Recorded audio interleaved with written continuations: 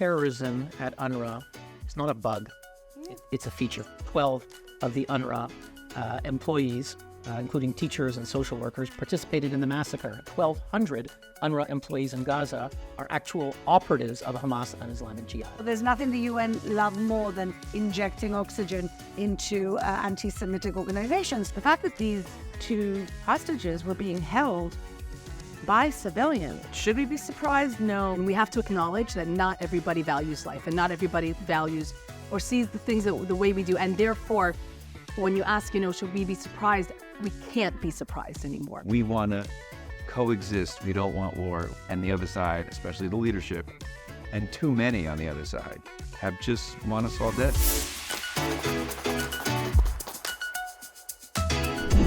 Welcome, everybody, to this week's show. We have a very exciting show ahead. We have special guests, Hillel Neuer and Elon Gold. And please, always subscribe to JNS TV, The Quad. And as usual, we have so many different things to unpack from last week. And I'm so happy to have with me my co-host, Vivian Bercovici, former ambassador of Canada to Israel, founder of the State of Tel Aviv podcast and lawyer. And today we have a guest co-host, Shoshana Keats-Jaskol, wonderful woman, founder and director of Chokhmat Nashim, fighting extremism in the religious community, and proud to call her a friend. Shoshana, welcome. So nice to be here. It's wonderful to have you here. And Emily Schrader is on an important mission down south, and Ashira Solomon recovering, but she'll be back with us next week. So ladies, it's been a hell of a week. Yesterday, we woke up finally Good news. some good news. Yeah. I feel like, don't want to get all spiritual, but I feel like we prayed Hallel and then we had a little miracle. So how are we feeling about this? Does this give us hope? A, does this help our negotiating position with Hamas? And B, does it mean that we are actually circling the wagons onto where all of the hostages are? Does this basically open a door that we thought was shut? Vivian? Gosh, I'm just going to do A. Does it, like B and C are tough. No, because from a security perspective, I don't know that we know anything. Does it indicate? Like to think so. Maybe it does. But does it give us hope? It was wonderful news to wake up to, wasn't it? Something positive. They were adorable, these two men, elderly men. Well, one of them not so elderly because he's like my age, but Wait for that. Yeah, You're gonna go to 60-year-old. I know, but they're called elderly, and I'm like WTF? I'm allowed to say that. You're just saying elderly. I'm like, Yeah, I know. So it was a beautiful story to wake up to. But on a more serious vein, you wonder. It was clearly they wanted to send a message. Not only did we extract these guys in a totally brilliant operation. Yes. But that might suggest that we know where a lot of other hostages are being held. And of course, Hamas came out yesterday and said, yeah, you Zionists, you don't know where the rest of them are because they're all not in apartments, they're all underground, right? So don't think you can rescue any more. Who knows? We don't know, but all we do know is that it was a magnificently executed operation. And I think one of the best parts of the backlash, because of course, anything we do is bad, even rescue. The world is saying we planned it to coincide with the Superbowl. Yeah, what's that about, by the way? Why? What? Because there was a commercial. Yeah, there was the anti-Semitism commercial. Bringing home there was the the commercial. fathers, Bring back the fathers. All dads should come back. Like this dad and that dad. They showed different videos of the various fathers At the Super Bowl? that are held hostage. And what did you watch the whole Super Bowl? I didn't watch any I'll of send it. it to you. I'll send it to you. I don't know the sport. Right. So there was this thing that, and it's, I have to say, it's true. The backlash is painful, but it is also hilarious because here are these people losing their minds online. Oh, it's a coincidence that Israel put on a commercial about dads and now they rescued two fathers at the same time. It's a coincidence. No, bitch, we know everything. Oh, sorry. No, we know everything. Either way. But so what is your problem? I understand. I do. And I have to say, every civilian death is horrifying. It's a tragedy. There's no question. We're not the problem we are not the ones who don't respect life. And They have our hostages. They have our people. And we said, we are going to get them back. You didn't want to hear what we had to say, but that's what we're going to do. And that's, for me, it's like hilarious. Like, you're losing your mind over wherever you are in California or wherever you're tweeting from because we went and did this operation. Yes, please learn your lesson and understand that that's who we are, because you have our people, or we're going to get them back. And for me, waking up to the news, and my husband actually walked in from watching the Super Bowl with my little one, and he said, by the way, since you're up already, it was 6 o'clock in the morning, he goes, is our rescues your huskies? They're like, what? Like, I ran out of bed. I'm like, what? And I turned on my phone, and I was just like, it was like an imbibement, like an infusion of energy and life and happiness. Positivity. And I'm still high from it. Well, it's like from the very beginning, and maybe this was unrealistic, and then politicians haven't made us feel better about it. I was like praying for a raid in Entebbe. Yeah. Like praying for one of those creative Israeli moments. And that was it. Yeah. That, I hope it's not that. Oh, yeah. And I also think that one of the things that getting lost in all this stupid wars, I've always called it that. Well, you love you, America, but come on. Is the fact that these 2 hostages were being held by civilians. But this is in their not home. new. I know, but it's still shocking. The other, the woman, the young woman that they rescued was also being held by a man who took her as his wife. And that's one of the reasons she managed to get the information out. He fell asleep. She got his phone. I mean, that story is completely wild. But, segueing on to where we're going to be talking to Hillel Neuer in a bit, is all about UNRWA and having people employed by the UN in Gaza also holding hostages, which is beyond anything we could have ever imagined. And I believe the whole thing is coming down like a house of cards. Do you really? Well, who knows? Because, there's nothing the UN love more than injecting oxygen into anti-Semitic organizations. So let's see what happens. But basically, should we be surprised that there were civilians holding hostages when there were civilians who came in for the carnival of the massacre on October 7th? Unfortunately. Should we be surprised? No, but I mean, I'm not. I don't know if surprise is the disgust each time. Yes. For me, the horror as fresh as it was the last time. Yes, it is. I think human beings can do this to one another. It's just. I think we in Israel and maybe around the whole world have pulled the wool over our own eyes as well. I agree. I feel like we so badly, I went and I toured Kfar Aza a few weeks ago. I toured Kfar Aza. God, what a terrible way to say that. I bore witness at Kfar Aza. And it's literally, you're here and you're looking across at Aza. You can see Gaza right there. And what struck me the most was the difference between the people on this side of the fence and that side of the fence that I now understood, whereas 4 months ago, I would not have felt the same way. And it was a very devastating feeling of, you can't assume other people have your values. You can't assume that other people see the world the way that you do. And I think we've all made that mistake to our intense detriment and to our very real punishment. And we have to acknowledge that not everybody values life and not everybody values or sees the things the way we do. And therefore, when you ask, should we be surprised? We can't be surprised anymore. We can't allow ourselves to believe that the people, and I don't mean every single person in Gaza, because I really don't believe everyone is complicit, although there are far, far, far, far too many. And to be surprised every time we hear it, no, we can't be surprised. And we have to deal with reality. Look what the soldiers say when they come back. You've spoken to soldiers when they've come back. I know so many soldiers who come back that you cannot imagine. Every single you can't imagine. Has weaponry and regalia of terrorism, and that's the way that it is. But should we be surprised when they've had an education system funded by the UN through UNRWA, which is basically teaching them hatred and the cancellation of the Jewish people? We have to deal with reality. We have to deal with it. Yeah, I just gotta say, I'm no peacenik, and I've not tended in the past to kind of rose color or sugarcoat any of this, but I think that we can see the culture, the overriding culture, and it is a culture that prevails in Gaza and in other places in the Middle East. We can see it as being barbaric and a death cult and all the things that it is. And we can at the same time, I'd like to think, hold on to our own humanity, because if it doesn't revolt you, I feel, this is just me personally, I feel if it doesn't disgust and revolt you, then how do you kind of, how do you compartmentalize your feelings and your emotion and your humanity?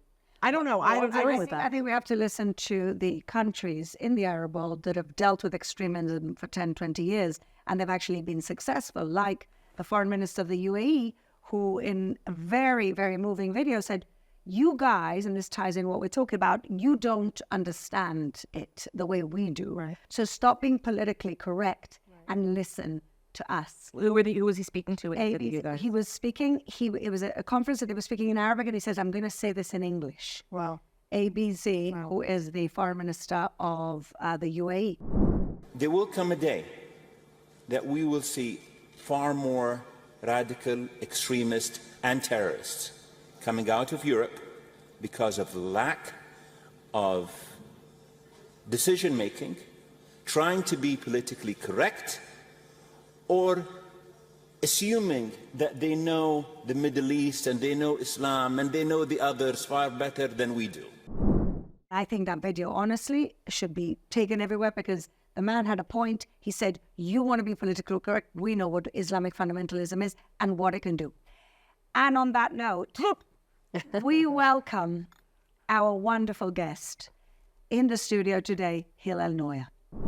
The one and only Hillel Neuer, director of UN Watch. And you've been very busy in the last few weeks. You've been fighting this battle. Well, first of all, you've been fighting a very general battle of the bias in the UN against Israel. But specifically in the last few weeks, it's all been about UNRWA. So my question is, do we feel that we're finally getting somewhere because of the blatant and shameless activities of the Gaza UNRWA staff in the terrorist attacks and everything that's happened since? Well, look, we had a cascade of unbelievable revelations in the past couple of weeks. It started with our expose of a Telegram chat group of 3,000 UNRWA teachers that celebrated the massacre of October 7th, sharing videos, photos, and saying, these are incredible heroes, these mujahideen, these holy warriors. How can we educate our children to do the same thing? And another teacher answers, well, they were breastfed on the jihad in their mother's milk, and we need to continue that kind of education. So it began with that expose. Then the expose, shocking that 12 of the UNRWA employees, including teachers and social workers, participated in the massacre and the mass rape and the torture. Social workers. Yeah. And this is life-saving UNRWA. That's the official line parroted by our diplomats. Life-saving UNRWA doing life-saving work. And that the Wall Street Journal reported 1,200 UNRWA employees in Gaza are actual operatives of Hamas and Islamic Jihad. Out of how many? Out of 12,000, but that's 1,200 out of about 6,000 men.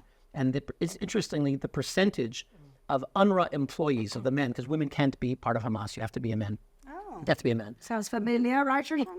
And the percentage of UNRWA employees that are part of Hamas is far higher than the average percentage of regular Gazans. So it shows the degree to which UNRWA was subverted. And if that wasn't enough, then just on Saturday evening, it was revealed that underneath UNRWA headquarters in Gaza was this unbelievable, important strategic asset of Hamas, their intelligence data center with computer servers, with electric cables going from the terror tunnel into the UNRWA headquarters. UNRWA was literally powering the terror tunnel, and UNRWA's response was, UNRWA does not know what is beneath its headquarters in Gaza. That was the official tweet by their chair. So is it coming down like a house of cards? Well, it's a good question. You know, we did see 2 weeks ago another cascade of donor states defunding.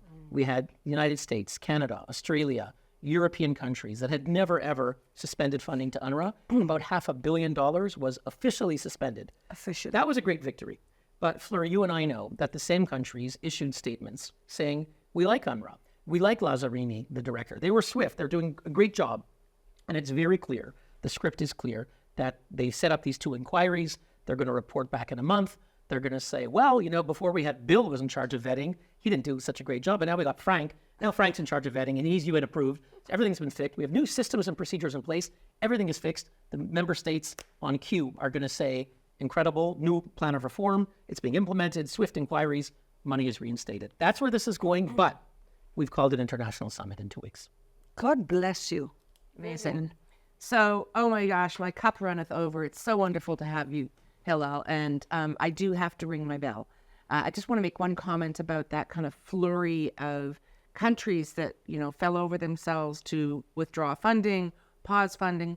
Canada, of course, being very, very early on and saying we're pausing funding on our emergency supplement that we committed to in November of 23 million or so. And it was revealed a day or two later that actually when that announcement was made by Canada, the Prime Minister and What's his name? Justin Trudeau, Bling bling. and Ashira Hussein, one of the ministers in his cabinet who made the announcement, that they actually knew that funding had already been sent 3-4 months ahead of schedule, which is very unusual. It wasn't due until April, and they rushed out the announcement that they had paused the funding.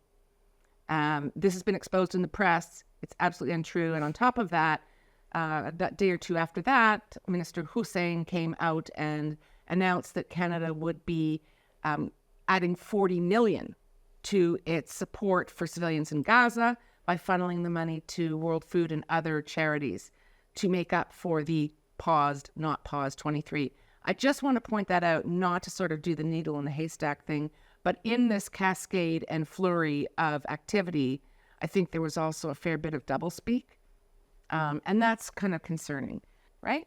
The issue is born in sin, an organization that was born with a purpose that is to essentially keep the refugee crisis open until what? Israel disappears? Like that. I mean, this is their, Yeah, it's not, their whole an, audit, essence. it's not an auditing and accounting issue. You're right. Look, terrorism at UNRWA is not a bug. It's a feature. It's a feature. Exactly. The fact that terrorists emerge, thousands of terrorists we estimated, and indeed that's what we're finding out today. For 10 years, we sent them warnings because we saw their teachers on social media in open view, glorifying Adolf Hitler, glorifying the Nazis, encouraging and promoting terrorism, such as the attack on a synagogue in 2014 where Jewish worshippers were massacred.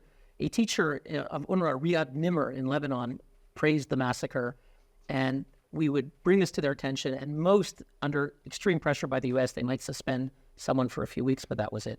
They refused to take this seriously. On the contrary, they attacked us repeatedly. Yeah. Chris Gunnis, most famously, who was their spokesman for many years, attacked us, and he's just been brought back as a surrogate, and he began attacking us again a few days ago. We announced on our own initiative an international summit on February 26th on Monday in Geneva. That will be the same time that the United Nations will open their annual Human Rights Council session in the presence of Antonio Guterres, Secretary General, foreign ministers gathered from around the world. And on the sidelines of that event, we're going to have former Middle East peace envoys, members of parliament from around the world, humanitarian aid experts, to talk about actually helping Palestinians, not educating them to look at the past and perpetuate war, grievance, and refugee status, but to build their future the way, for example, they do in the Emirates.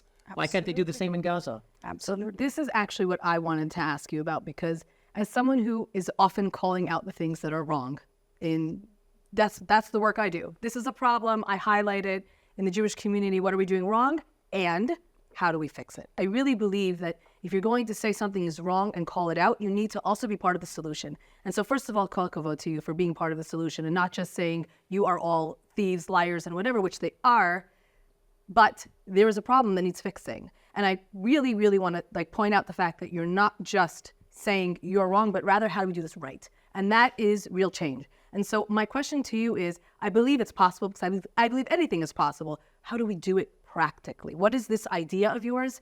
And I know ideas and how they actually happen don't always work out. You have a lot of variables, but I'd love to know what it looks like to really solve the issue itself, and how do we solve it? What's your vision? Look, we're convening an international summit. There'll be many voices, and each person will have their own view.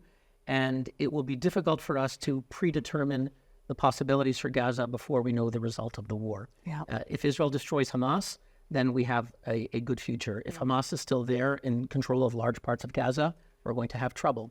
But assuming in the ideal situation that Israel does destroy Hamas, then we have to ask ourselves, what is a future beyond UNRWA? At a minimum, it's another UN agency, at a minimum. Okay. Even if it's UNHCR or some other agency that takes over a number of the functions, one could say, well, it'll be the same people and you'll have the same problems. But the moment that it's not UNRWA, the entire essence, as Fleur said, the whole point of UNRWA is to undo the creation of Israel, to say that Israel's creation was a crime, was a sin. And Western countries and the Swiss officials who are the heads of UNRWA say This is the international community showing solidarity with the crime, with the injustice suffered by the Palestinian refugees from 1948. Yes. So even as they speak about a two-state solution, they tell Palestinians in Gaza, your home is not in what you call Palestine, your home is in Israel. Exactly. Go, effectively, they're saying, go build these terror tunnels and dismantle Israel. So even if it's just UNHCR, with all the troubles, with the same staff you might have, the moment the entity is different, the essence of UNHCR is to resettle people. Yeah. It's not to perpetuate this continuous that's right. grievance and war. So that in itself would be a win. But ideally, it should be Palestinians without being on handouts. Why are they on welfare? Exactly. Why can't they look to the future and build their own society the way Israel and other countries who look forward to the future do? So that would be the ideal, would be the Palestinians themselves.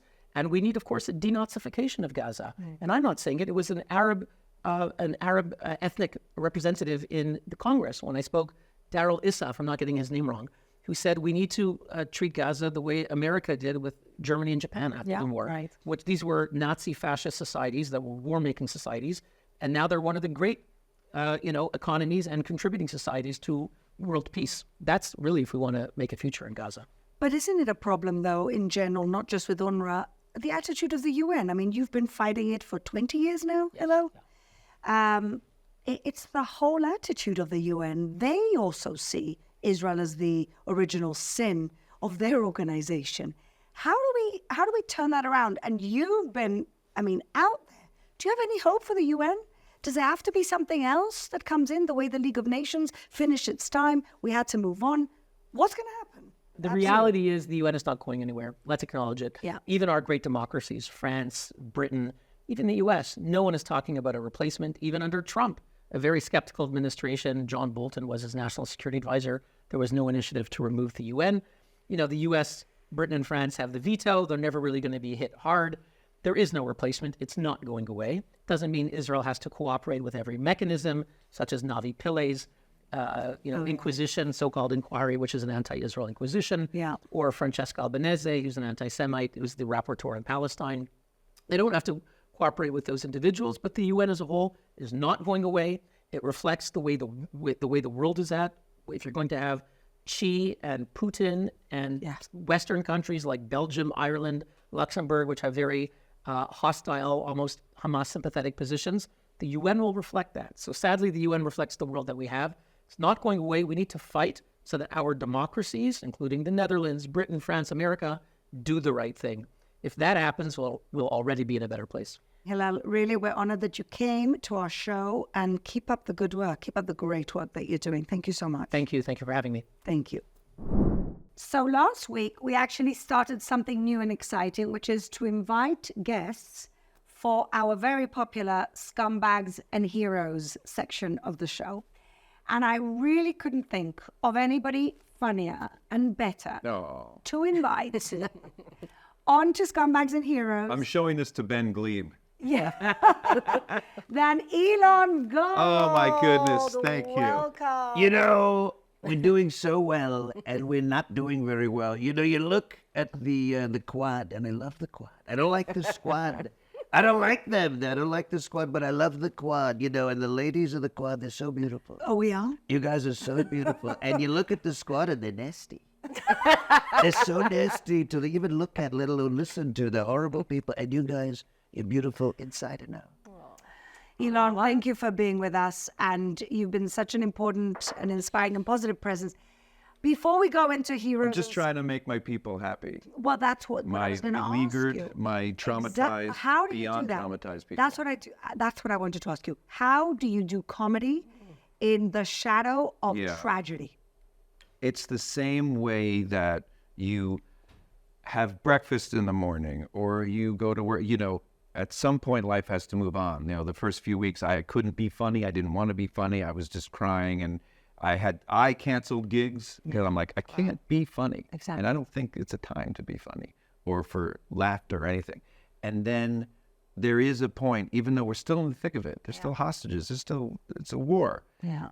But there comes a point that for many of us, you have to live your life. And part of life is laughing and eating and sleeping and this and that. And it's like, this just, for me, I see it as, it's a natural part of life, but it's just everything is different now. Everything is with this hyper awareness of what's going on. So it's not goofy, hey guys, we're not, it's now like it's comedy with a point. The shows I've been doing here, so many of the bits were on Israel and what's going on, and making the point, just mocking the dummies like you guys do on this show, the scumbags, if you will. Yes. And that's what I do. You have to mock the haters and anti-Semitism, and the entire anti-Israel world is so upside down and just twisted. And that's what Jews do. Yeah, we make fun. You have to look what Mel Brooks did with the Holocaust. He said, my only weapon against these Nazis is to make fun of them and to just demean and just show how disgusting and silly they are. Aren't they silly, those Nazis? Yes. Yeah. Well, thank you for being here to cheer us up. Now, who is your scumbag of the week? Excellent question. And,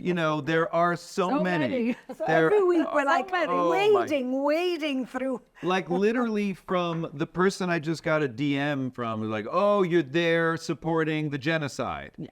And I'm like, no, I'm there supporting the prevention of a genocide. Exactly. And, you have to argue, and, sometimes you just let them go because they're just too dumb. But do you notice that when you argue and you make all the points that have historical points and just common sense, archaeology, it's like when Abbas said there were no temples here. Yeah. It's like, oh, there were no temples here. That flies in the face of archaeology, history, reality. It's not about facts. It's not about facts. Yeah. So then you give up at some point. Yes. So he was a private scumbag of the week, but I let him have it. Yes. And then I showed him. Good. There are brave warriors, and then there are brave online warriors. That's what I am. But anyway, I think the scumbag of the week is this Francesca person. Yes. Yeah, she is at the UN. She just announced that the people who were slaughtered, burnt, beheaded, massacred, raped, it was their fault. Yeah. Because of the oppression that they do. Now, that is so loaded, it is so disgusting and despicable. I don't even have to defend it. No. But it's like, we have this thing in Talmud called kal vachomer, which means how much more so, right? So not only are any Israelis, you cannot just say, well, they're part of the oppression. Forget anyone, not even settlers, just regular. These specific people that were murdered were the peace-loving, were the people that brought Palestinians from Gaza into hospitals in Israel, always had, an outstretched arm. So these people, of all people, you're going to say they're complicit? They are the antithesis of complicit. They were such peace-loving, coexisting believers. But again, there's no Jew that is, that should be just, it's like, oh, so the 6 million in the Holocaust, so what was there? Who were they oppressing? No, it's victim blaming. Victim blaming. Who were the people working, in the buildings on 9/11 and on those planes? What were they? Who were they oppressing? Yeah.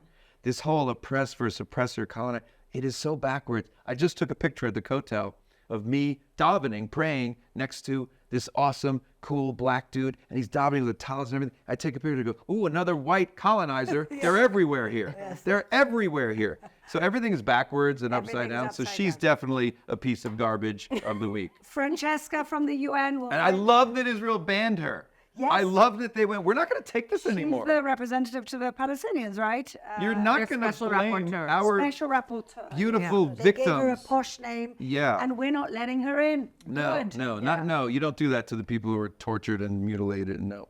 Thank you, Elon. Yeah. We'll come back to you in a second with the heroes. Ooh. Vivian, yes, comeback of the week. Well, I'm just going to kind of go with the flow and stick with the UN and name Monsieur Philippe Lazzarini, who you did a great that was fun with Hillel. little sketch thing. I was kind of sorry that we couldn't reenact it. Elon and Hillel Neuer, who you've already heard from, did this impromptu little skit. Roll the clip. Do we have the clip? Roll the clip. Hey everybody, Elon Gold here, reporting live from Jerusalem with some breaking news. I am here with Philippe Lazzarini, who is the head of UNRWA. Is that correct? This is correct. And there is some breaking news. I'm not sure if you heard about it. Perhaps I cannot comment. Okay, well, I will comment and tell you that there was found under UNRWA, under the, I believe, headquarters. The headquarters. Oh, so you know about this? I hear the report. The reports say that under the headquarters of UNRWA was Hamas, with tunnels, and you were providing electricity. The cables led right up to your headquarters. You did not know about this? We can state for the record, UNRWA did not know what is under its headquarters in Gaza. You didn't feel them building several stories under your feet. We are doing life-saving work, and UNRWA is irreplaceable. That is true. UNRWA is saving the lives of all the Hamas terrorists. Thank you so much for all of your great work. Merci, Elon. Hey, vey.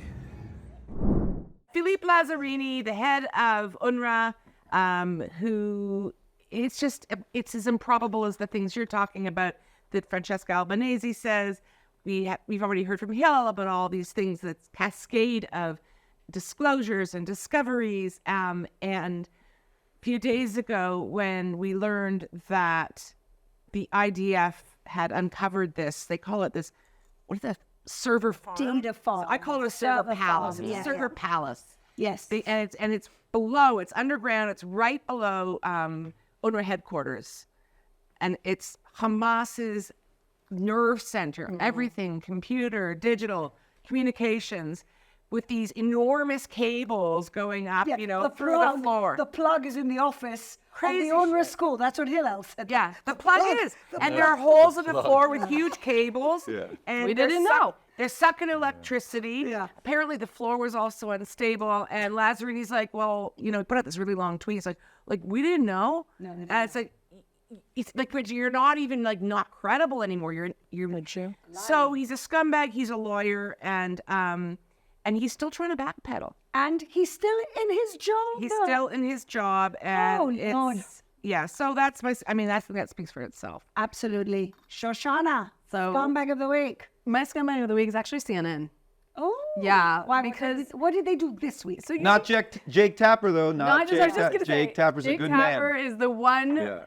the one true man in CNN who does amazing work and interviews people and really brings out the stories of the Israelis, humanizes us in the sea of. So why do I say this? So I've actually cleaned out my Instagram feed a lot because it's hard. It's hard to watch this. It's hard to see it all the time. We live it, and I don't need it also in my bedroom.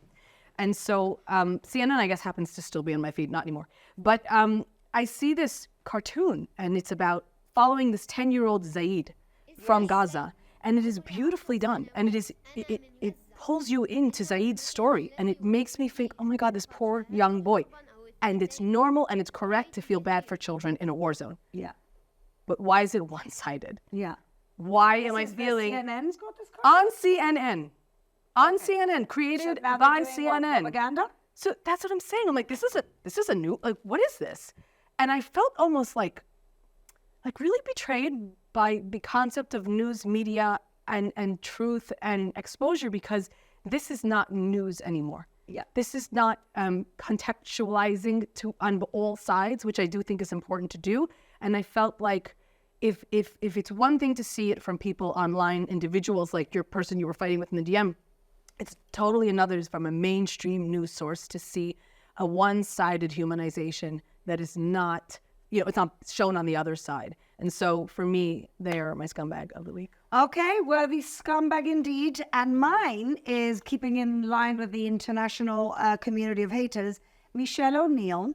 She is the first minister of Northern Ireland. Now, Northern Ireland is British, but Michelle O'Neill is from Sinn Féin, which is the party that came out of the IRA.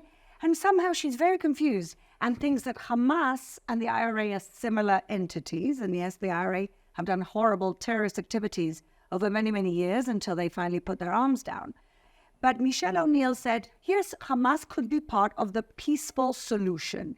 And obviously, the confusion with her is that she believes Sinn Féin, their goal is clear. They want to make Northern Ireland united with Ireland and have an independent country away from the British. And she thinks that that's equivalent to Hamas, who want to not just kill all of the people in Israel, but all of the Jews around the world. So, Michelle, this is like if you said, not only do I want independence from the UK, but I also want to kill all the British people in the UK. That's the equivalent. And you think that we can have peace with these people who have clearly in the foundational charter said that they want to kill not just all of Israel, but all the Jews. So, lady, read a book. You're my scumbag of the week. Nice. And they really believe that you could just talk to them. You could just talk to Jeffrey Dahmer and go, can you not kill people? Well, at least don't eat them. Don't eat them. Yeah. You can kill them fine, but eating them, do you know how delicious people are? You can't tell psychopaths Exactly. to not do what they're wired to do, which is Wired, nurtured, evil. nurtured. and wired wired. to do. Yeah. Okay, now let's kind of take a breath. Now we go to the positive side? Now we always end our show on a positive note. Shoshana, So- hero of the week. My hero of the week is the heroine of the week, actually. It's Selma Blair. Selma Blair. Selma Blair is an actress, an American actress who is Jewish. And I'm just going to read a little bit to give context to what happened.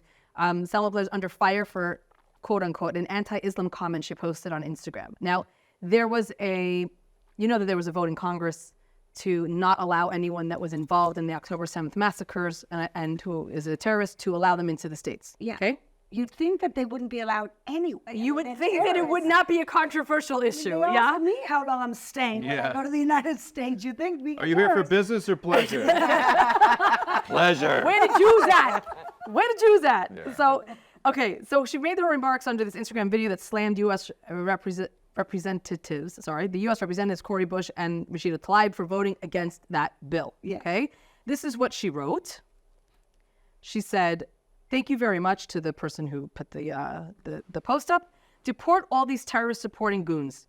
Islam has destroyed Muslim countries, and then they come here and destroy minds. They know that they are liars, twisted justifications. May they meet their fate. Now, it is very clear to anyone with a brain reading this that she meant radical Islam or Islamic Muslim terrorists, extremists. because that was what the bill was referring to. Yes. Okay? If you take it out of context, yes, it's insulting, and there's no question. And a clarification could be made. Yeah. They didn't give her the chance. Of course not. Canceled. They took this woman who was sticking up for her people and her country, by the way, who was terrorist in the United States. Seriously? How controversial is that? Yeah. And she has been horribly, horribly canceled. Oh, And she's suffering. but not by Hollywood or by Everybody. followers. Everybody. Oh, Lord. And I just want to say, Selma, if you're watching, you're a hero because you said the truth. And maybe you made a little mistake or a typo, but that's okay. And we should always be able to say, let me clarify what I'm saying. You said your truth. You spoke about something that people should be speaking about, and we are behind you. And I really think that for me, she's a heroine for being able to stand up against this horrible, who cares what I say? But she's very well known, 3.3 million followers on Instagram on the cover of Vogue. That's not nothing. Vivian, hero. Yeah, so my heroes are the two gentlemen who were rescued by our forces. Who they were, I said this earlier, are adorable. Fernando Marman, who's 61 years old, the not elderly man, it's my age, and Luis Har, who's 70. And I'm sure that many of our viewers have watched the videos many times, as I have, to see these men who have been locked up, starved, mistreated. They were turned into some kind of house slave / cook for the civilian, civilian family that was holding them. They cooked all their meals, but were given like nothing to eat. To see their reaction to these incredible commandos who just swoop in. They spoke in Hebrew when they entered the apartment. We're coming to save you. We're taking you home. And it was like they were like teddy bears, and they get them outside, and the soldiers are worried that they're going to cut their feet on the glass and he gives him his boots, and they get them in the helicopter, and they say, "Are you okay? Would you like water? No, we're good. Would you like a blanket? Are you cold?" And the older gentleman says, "My heart is warm." Oh, my heart. I know. Like every time I always think they went to bed that night in the misery of what was happening to them. And they get woken up at 1 a.m, two heroes. And they're so nice. Like, "Are you okay?" And when he said, "My heart's warm," and one of the guys said, "What is it, Kiff?" I said, "What joy. It makes me so happy to hear." I want to cry. Right? I want to cry. And you think, God forbid any of us should ever be tested in such a way. Yeah. What am I made of? What kind of who am I really deep down? Yeah. And to see these menches, just come out behaving so magnificently. They're my heroes, and I've had goosebumps, everybody, the whole time I've been talking about this. Like, it's really, I completely it's so agree. beautiful and restores your faith in decency. Yes, and my other flip of the coin of these two wonderful men are my heroes of the week, which are the Yamam. Yeah.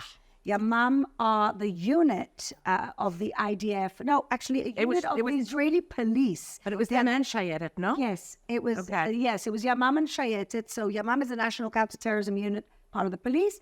Shayetet are Navy the SEALs. commandos, Navy SEAls, exactly. And this operation was 60 to 90 seconds. Imagine the Unbelievable. mistakes that could be made, how exact you have to be. And for me, my little part of the story that I want to cry is that when they got these guys, they hugged them to protect them from bullets with their own bodies. These young men protecting these older men, you know, with their own bodies to get them out. And so these guys, honestly, these commanders, the whole of the army, but these particular guys, you have to be so exact, so measured, so keeping your cool, 60 seconds.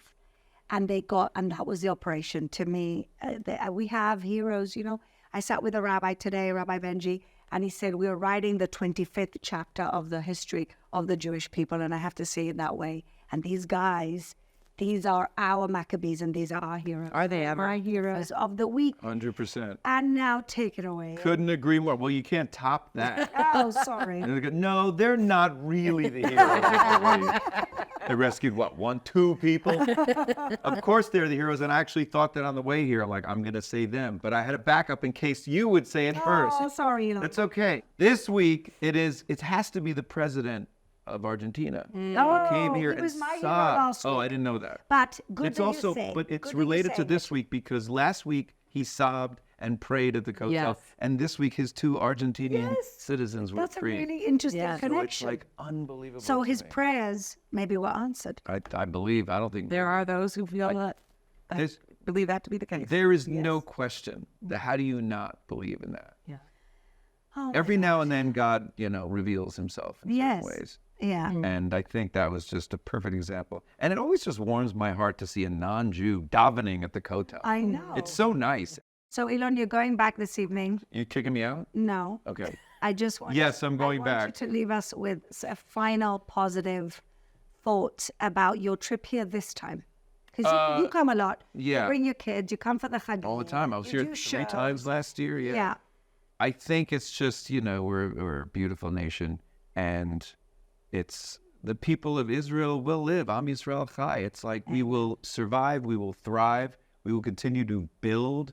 We are a people that, are productive, not destructive. We want to coexist. We don't want war. It's just, it sounds like cliches, but it's true. If you look at the two sides, one side has always offered peace and 2 states and the other side, especially the leadership, and too many on the other side have just want us all dead. So maybe give us a little ending of what Donald Trump would say to us. I started with Donald, and now you want more. You're so selfish, and you're so greedy. It's disgusting. I did, and you're not even paying me. I had to pay for my own cab. I have to pay in shekels and shekels. It's very expensive, these shekels. All right. Thank you for having me, guys. Thank you, Elon. And with that, we close our show, and we pray, like we do every week, that by next week, all our hostages will be home. Amen. Amazing. Amen.